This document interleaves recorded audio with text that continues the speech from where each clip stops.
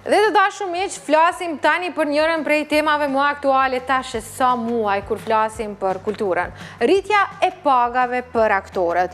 Është pikërisht Ministri i Kulturës në dorëheqje, zotri Hajrullah Qeku, i cili ka dhënë premtim për rritje pagash për aktorët e teatrit të kombëtar të Kosovës, por të cilin premtim nuk e realizoi deri më tani as pas një maratone të madhe greve që kishin aktorët.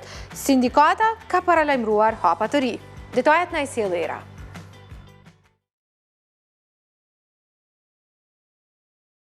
Pas premtimit verbal të ministrit në dorëheqje të kulturës Hajrullah Qeku për rritjen e koeficientit të pagave, aktorët e teatrit kombëtar të Kosovës vendosën të japin fund grevës 100 ditëshe. Megjithatë, afati kohor prej 6 javësh për realizimin e kësaj rritje i dakorduar me sindikatës së aktorëve dhe Ministrisë së Kulturës nuk u respektua nga kjo e fundit. Aktori i teatrit kombëtar të Kosovës Adrian Morina, një herësh antari i kryesisë së shoqatës sindikale, ka konfirmuar se procesi s'ka lëvizur fare dhe se me ministrin Qeku nuk ka besuar që do të ketë ndryshim. Është premtuar përmes antarëve të Këshillit Drejtues që kjo çështje do të rregullohet për çështje javësh, me kërkesën që të pezullohet greva, jo të ndërpritet.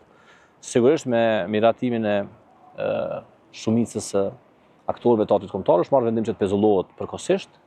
Dhe afati i premtuar nuk është realizuar, por nuk kam besuar që me një ministër tillë që për 4 javë nuk ka qenë gjendje me adresu, nuk ka qenë gjendje as me i taku sindikatën, derisa kemi hyrë në grevë, nuk ka qenë në gjendje as me dëgju për kërkesat reale, e mos hyte çështja e renovimit të teatrit, i cili po zgjatet pa ndërprer, të shumë probleme të tjera për kushtet të cilat ne jemi këtu, ka qenë pa imagjinueshme që për 4 javë të realizohet një premtim.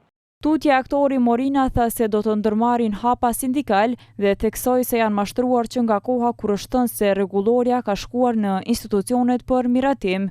Fatkeqësisht, mas sa kohë po bën gati 8 javë nuk ka lëvizur asnjë gjë. E keqja është që jemi mashtruar edhe prej kohës kur është thënë që rregulloria ka shkuar te institucionet për miratim dhe tani më e kemi vërtetuar që nuk ka shkuar asnjëherë dhe as që është marrë dikush. Prandaj kemi kërkuar prej kryesisë së sindikatës që të mblidhemi dhe të shohim se si po vazhdojmë tutje, edhe do të shohim se si do të jenë hapat e ardhshëm sindikal, pavarësisht se tani më jemi gati në fund të stinorit artistik. E aq më keq jemi në pozitë ku nuk kemi as kujt i drejtohemi më. Po them fatkeqësisht nuk kemi kujt i drejtohemi sepse do duhet kishim institucione, por fatmirësisht mirë që nuk e kemi të njëjtin ministër. Ndërkaq nga qeveriset e kaluara, Engelbert Zefaj tha se Qeku ka mashtruar komunitetin artistik duke marrë vendime autoritative dhe duke i friksuar me largime nga puna dhe ulje në pozita. Ky ka mashtruar sepse ky nuk te i kalohet një situatë, një krizë duke marrë vendime autoritative. Domethënë ky ka vendosur veten si një autoritet që vendos për gjithë. Të ashtu nuk e kalon krizën, të ashtu vetëm e thellon krizën, sepse krijon pakënaqësi të pala që preket drejt për drejt. Në këtë rast komuniteti i aktorëve preket drejt për drejt prej këtij koeficienti, prej vlerës së pagës. Por këta vazhdimisht duhen ta friksojnë secilin, në këtë rast edhe komunitetin artistik, se ju duhet të pranoni gjithçka që ne ofrojmë.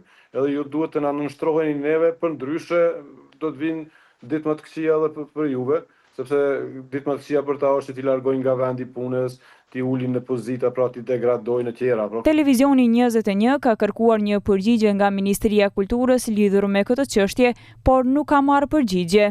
Ndryshe, ditë më parë, Ministri i Kulturës në dorëheqje emëroi Këshillin Drejtues të Teatrit Kombëtar të Kosovës, i cili sipas njofseve të ligjit është cilësuar si jo ligjor.